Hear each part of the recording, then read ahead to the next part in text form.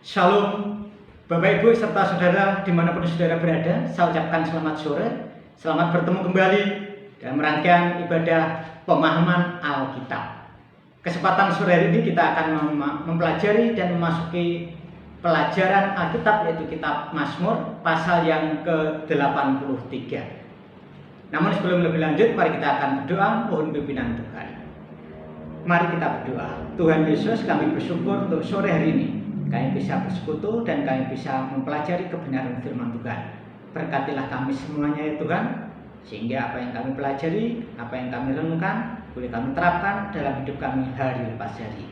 Terima kasih, kami menaikkan syukur menyambut firman Tuhan di dalam nama Yesus Kristus. Amin.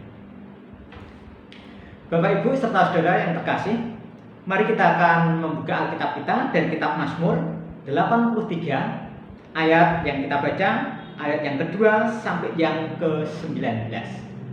Kita akan mempelajari kitab Mazmur 83 ayat 2 sampai yang ke-18.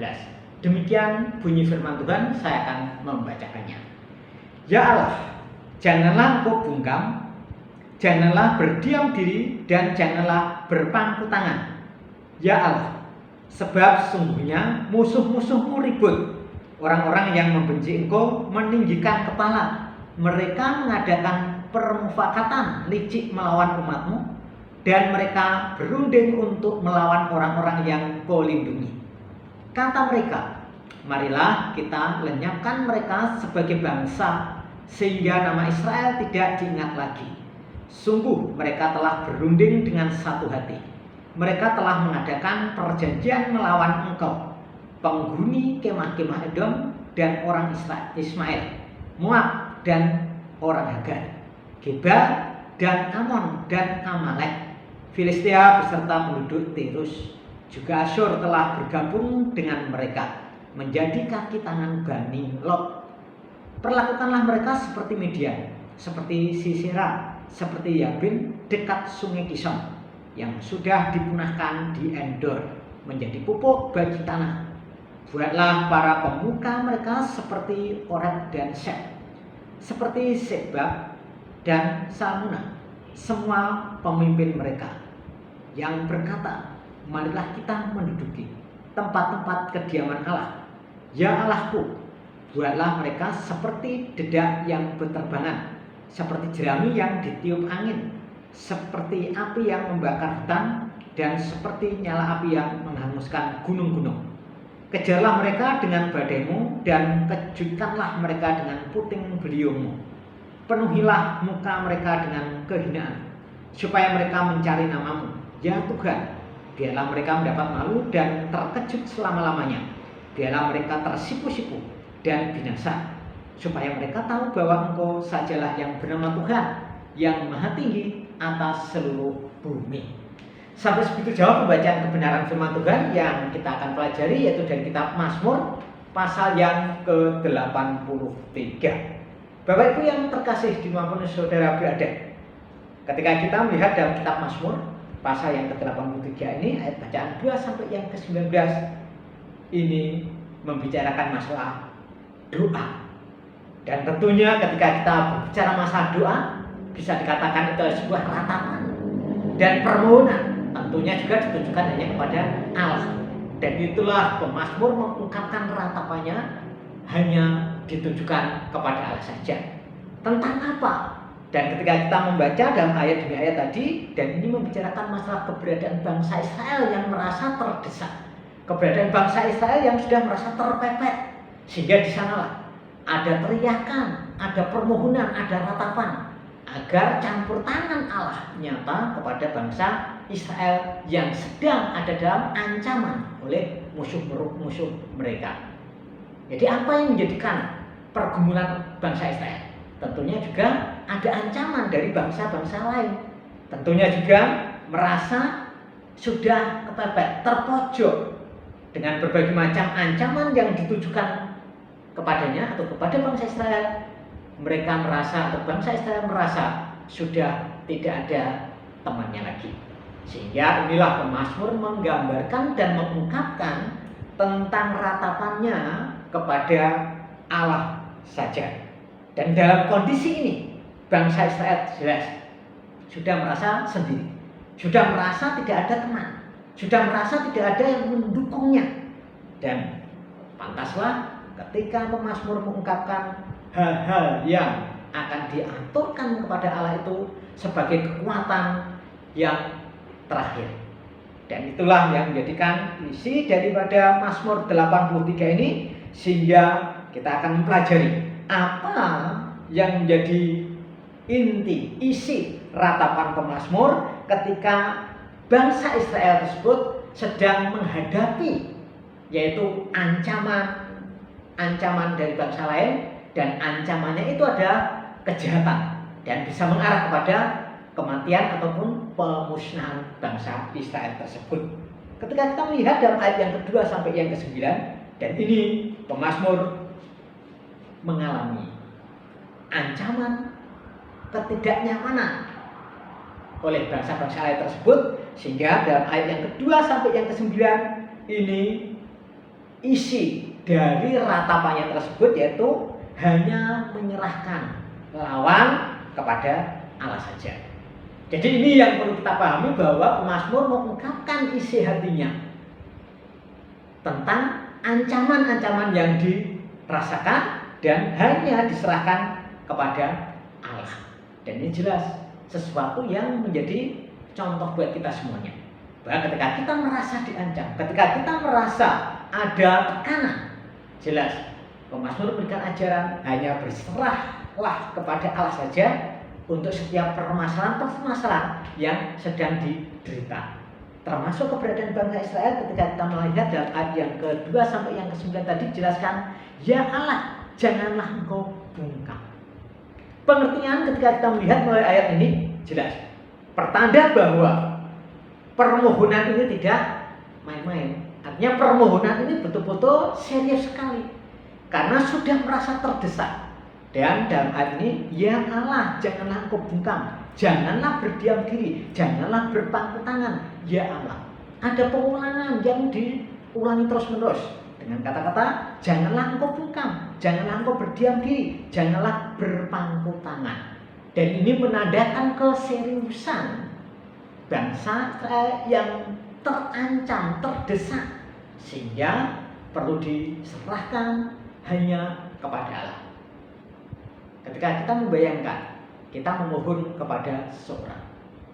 Ketika seseorang yang kita mohon tidak mau mendengar, bahkan tidak memahami apa yang kita ungkapkan, apa yang menjadi reaksi kita, tentunya dengan berbagai macam usaha. Seandainya kita mengetuk pintu, kemudian orangnya tidak membukakan pintu, kemudian kita akan lewat jendela, kita ketuk bentik jendela, kemudian orangnya juga tidak mau mendengarkan juga. Apa yang kita lakukan? Tentunya kita terus-menerus berusaha dan terus-menerus agar orang yang kita mohon tersebut itu ada reaksi dengan aksi kita tersebut. Dan inilah yang dikatakan oleh pemazmur, janganlah engkau bungkam, janganlah berdiam diri, janganlah berpangku tangan, ya Allah. Keseriusan permohonan kepada Allah karena mereka sudah terdesak, karena mereka sudah terancam, baik itu kejahatan yang begitu besar, bahkan mengarah kepada kematian ataupun kebinasaan.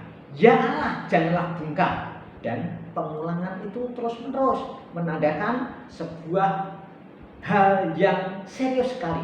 Dan pemazmur tidak mau Allah diam, pemazmur tidak mau Allah tidak menolong, tetapi pemazmur menginginkan dengan ratapannya ini agar Allah campur tangan dalam setiap hal yang dialami tersebut. Kemudian ketika kita melihat Bapak Ibu yang dikasihi Tuhan, saudara-saudara, ayat yang ke-10 sampai yang ke-19 ini juga memberikan gambaran bahwa mendoakan lawan agar Allah membalasnya. Jadi ini ada gambaran sesuai dengan apa yang pernah dikatakan Yesus Kristus, bahwa kita harus berdoa kepada musuh ataupun lawan-lawan kita. Kita harus tetap mengasihinya. Dan ini memberikan penjelasan bahwa ketika kita melihat dalam ayat yang ke-10 dijelaskan berbunyi seperti ini. Perlakukanlah mereka seperti Midian, seperti Sisera, seperti Yabin dekat sungai Kishon, yang sudah dipunahkan di Endor, menjadi pupuk bagi tanah. Buatlah para pemuka mereka seperti Oreb dan Seb, seperti Seba dan Salmuna, semua pemimpin mereka yang berkata, marilah kita menduduki tempat-tempat kediaman Allah. Sampai ayat yang ke-19. Perlakuan yang dilakukan oleh mereka kepada bangsa Israel itu harus diserahkan kepada Allah. Jadi tidak ada tindakan yang menjadi perlawanan secara pribadi. Tidak ada tindakan perlawanan yang dilakukan secara perorangan. Tetapi apa yang dirasakan oleh bangsa tersebut, pemazmur memberikan gambaran harus diserahkan kepada Allah. Dan tidak boleh tidak. Jadi harus kita serahkan kepada Allah. Dengan penjelasan, perlakukanlah mereka seperti Midian, seperti Sisera. Dan sampai yang berikutnya, kejarlah mereka dengan badaimu dan kejutkanlah mereka dengan puting beliungmu. Penuhilah muka mereka dengan kehinaan supaya mereka mencari namamu, ya Tuhan. Perkataan yang ditulis oleh pemazmur ini betul-betul mengarah pada segala sesuatu yang dialami, segala sesuatu yang sedang dirasakan itu betul-betul harus diserahkan agar wewenang Allah nyata, kehendak Allah nyata kepada orang yang sedang mengancam bangsa Israel tersebut. Bapak Ibu, saudara-saudara yang terkasih, pernahkah kita merasa diancam oleh orang lain? Pernahkah kita merasa diancam oleh saudara-saudara kita? Pernahkah kita merasa diancam oleh orang yang ada sekitar kita? Tentunya pasti kita pernah merasakan ancaman itu memang perlu kita waspadai. Apakah ancamannya itu bersifat mencabut nyawa kita? Apakah itu ancamannya bersifat membahayakan hidup kita? Ataukah ancamannya itu hanya sekedar gertak sambil saja? Yang jelas, ketika sedang menghadapi ancaman apapun bentuknya, dari manapun tempatnya, kita harus tetap waspada. Dan pemahaman kewaspadaan yang kita pahami adalah kita harus melibatkan Allah, agar Allah yang berkehendak tersebut akan menentukan kemana dan bagaimana lawan-lawan kita yang sedang mengancam kita. Dan itulah yang menjadikan pelajaran buat kita dari kitab Mazmur pasal yang ke-83, agar kita senantiasa meratap kepada Allah, senantiasa memohon kepada Allah ketika kita sedang ada dalam ancaman. Dan ancaman tersebut kita harus menyerahkan hanya kepada Allah saja. Kemudian ketika kita melihat dalam ayat yang ke-17 sampai yang ke-19, dan ini ada sesuatu perubahan yang dibanding dengan ayat sebelumnya tadi. Ketika kita melihat dalam ayat ini berbunyi seperti ini, penuhilah muka mereka dengan kehinaan, supaya mereka mencari namamu, ya Tuhan. Biarlah mereka mendapat malu dan terkejut selama-lamanya. Biarlah mereka tersipu-sipu dan binasa, supaya mereka tahu bahwa Engkau sajalah yang bernama Tuhan yang Maha Tinggi atas seluruh bumi. Dan ayat 17 sampai yang ke-19 ini suatu perubahan yang agak halus, mungkin bisa diartikan seperti itu, karena dibanding ayat sebelumnya itu, ketika pemazmur melibatkan Allah agar membalas lawan-lawannya itu dengan kata-kata yang memang agak ekstrim. Tetapi ketika kita melihat ayat yang ke-17 sampai yang ke-19, perubahannya ini betul-betul berubah sekali, karena agak ada perubahan yang begitu tidak mendesak, dan ini hanya diserahkan kepada kehendaknya Allah saja.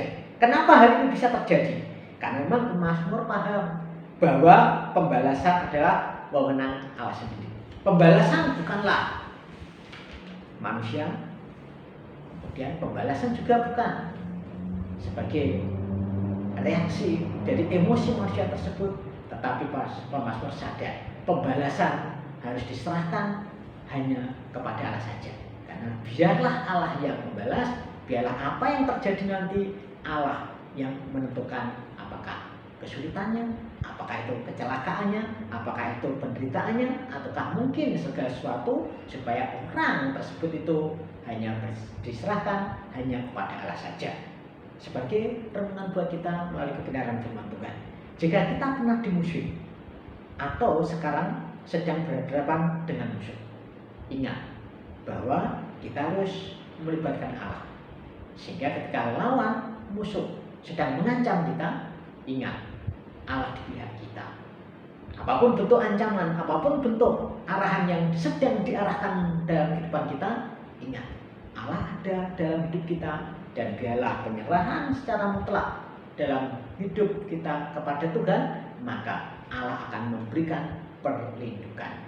Maka kita harus berseru kepada Allah, kita senantiasa harus berdoa kepada Allah. Di sanalah Allah akan memberikan pembelaan buat kita semuanya. Kita harus waspada untuk mengalahkan musuh. Karena namanya musuh ketika sedang mengancam tidak melihat waktu dan tempat ataupun situasi dan kondisi. Tapi ketika musuh mengancam dan ancaman tersebut itu sewaktu-waktu pasti akan ditujukan dan akan dieksekusi buat kita semuanya. Namun perlu waspada ketika kita sudah merasa diancam. Waspada itu adalah tindakan yang harus kita siap sedia. Kapan waktunya ancaman itu akan menimpa kita, karena kita sudah waspada, kita siap. Dan kita siap untuk mencari jalan keluar, karena di sanalah nanti Allah terlibat dalam hidup kita semuanya. Ada di sekitar kita yang menjadi musuh kita. Ingat, apakah itu sifatnya musuh yang terselubung atau musuh yang terang-terangan. Yang jelas, dimanapun kita berada, siapapun saudara juga, pasti ada musuh yang sedang mengancam kita. Dan musuh itu adalah si iblis. Maka berhati-hati dan ingat, musuh kita sedang mencari kesempatan, kelengahan kita. Ketika kita sedang lengah dan tidak waspada, di sana musuh akan menjatuhkan kita dan kita tidak meratap kepada Allah. Apa yang terjadi ketika hal tersebut kita sedang mengalaminya? Kita akan mengalami kerugian. Namun melalui kebenaran firman Tuhan ini harus memohon kepada Allah, harus melibatkan Allah dalam hidup kita, sehingga siapapun lawan-lawan yang sedang mengancam hidup kita, siapapun lawan-lawan yang sedang ada dalam lingkup kita ataupun di sekitar kita, kalau kita ada bersama dia, pasti Tuhan memberikan perlindungan. Selamat sore, kiranya Tuhan memberkati kita. Mari kita berdoa. Tuhan Yesus, kami bersyukur firman-Mu sudah kami pelajari. Meteraikan firman-Mu ke dalam hati kami, sehingga melalui kebenaran firman Tuhan kami senantiasa mengandalkan Engkau dalam hidup kami. Terima kasih Tuhan, dalam nama Yesus kami sudah berdoa. Amin.